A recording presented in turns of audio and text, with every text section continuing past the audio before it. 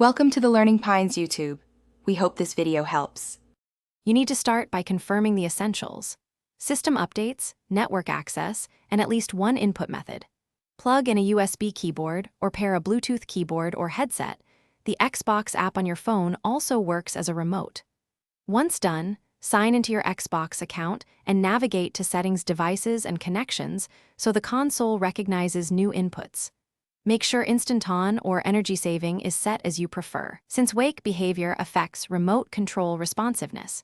Now you map and test controls so you can play without a controller. Pair the Xbox mobile app for immediate remote control. It replicates the D-pad, /B buttons, and menu commands. If using a keyboard, open Settings Ease of Access controller to remap keys or install a trusted third-party mapping tool on your PC running Xbox companion.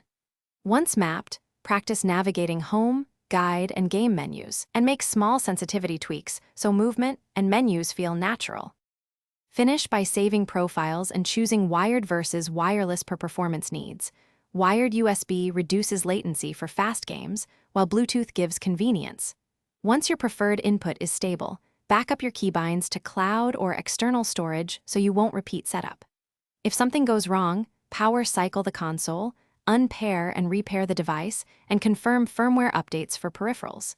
If input still fails, try a different USB port or the Xbox app to isolate the issue and restore control. Thanks for watching.